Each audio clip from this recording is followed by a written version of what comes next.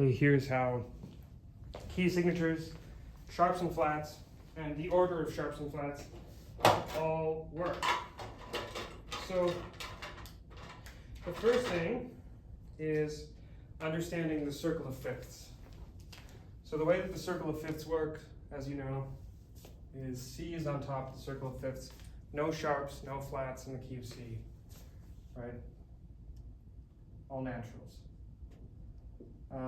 As we move on this side of the circle of fifths, right, we have G, D, A, E, B, and F sharp, right?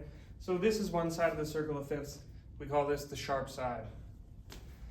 The other side, we have F, we have B flat, we have E flat, A flat, D flat, and G flat, which is the same thing as F sharp, right?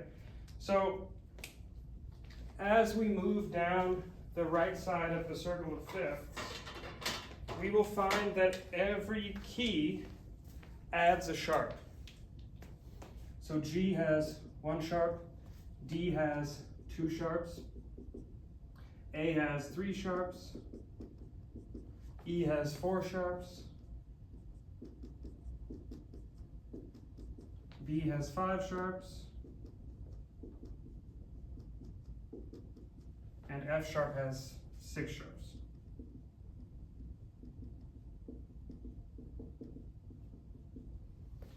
If we move down this side of the circle of fifths, right, so if we move up in fourths or down in fifths, we'll find that F has one flat, B flat has two flats, three flats in E flat, four flats in A flat, five flats in D flat, and six flats in G flat,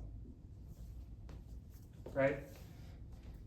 The reason that this is useful to know in the first place is because flats and sharps follow a specific order, which we call the order of sharps and flats, go figure, right? Now the order that they follow, actually funny enough, is also the circle of fifths. Sharps appear in this order: F,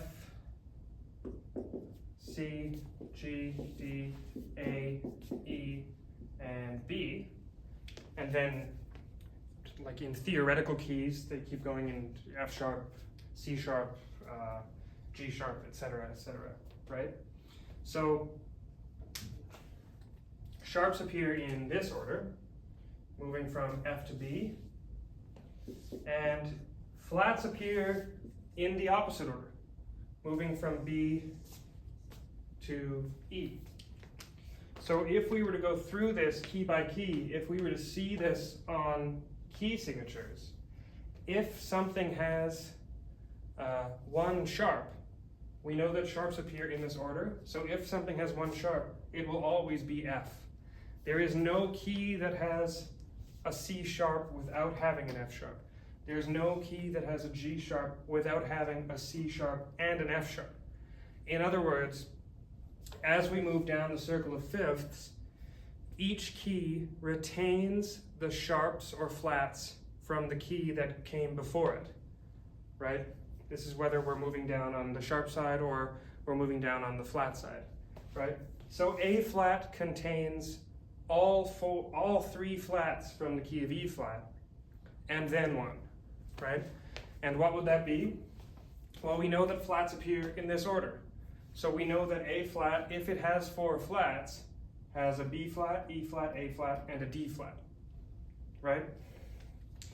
This is true also for the relative minors of these keys.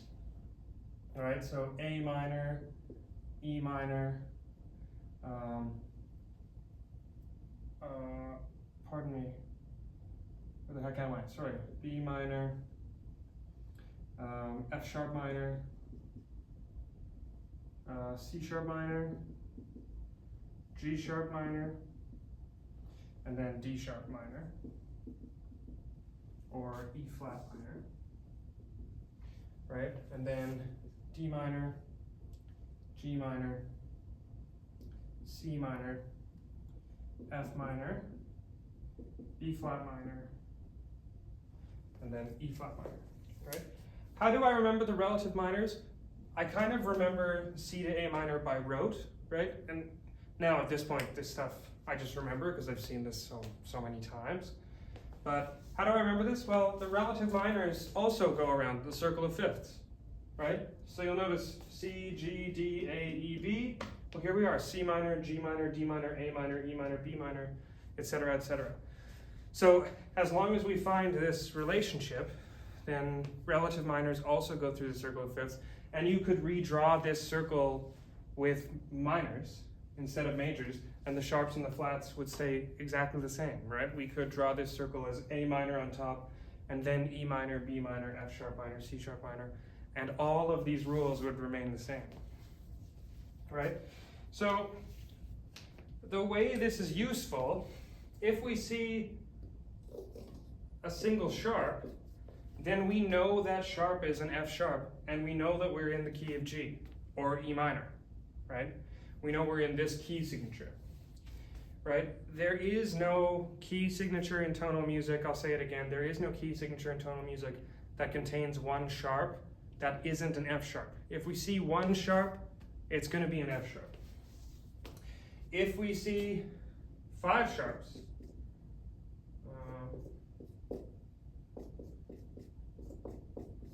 if we see 5 sharps, we know what they are going to be. 1, 2, 3, 4, 5. We know it's going to be F sharp, C sharp, G sharp, D sharp, A sharp, and we know that we're going to be in a key with 5 sharps, which is B, or G minor, G sharp minor, pardon me, right? Same goes for flats. If we see one flat, it will be a B flat. There is no key that contains a D flat and not an A flat, E flat, and B flat, right? If we see 5 flats, then we know what those 5 flats are going to be. It's going to be B, E, A, D, and G flats, right? All of those notes flat. B flat, E flat, A flat, D flat, G flat, right? And we know it's going to be either the key of D flat or the key of B flat minor, because that's the only key that has 5 flats, right?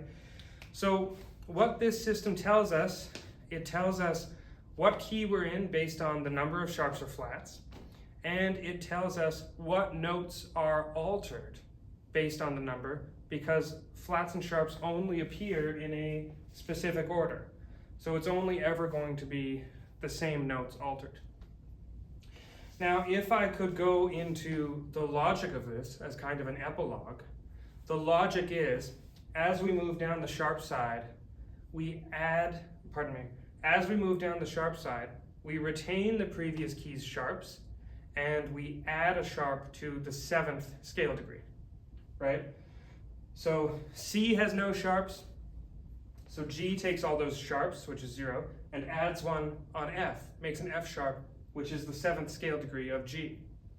D retains that F sharp, we keep the F sharp, and we add a C sharp, which is the 7th scale degree of D. A retains the F sharp and C sharp from D and adds a G sharp, which is the 7th scale degree of A. And this keeps going, right? The flat side is exactly the same, but instead of the 7th, we are looking at the 4th scale degree. We're going to flatten it.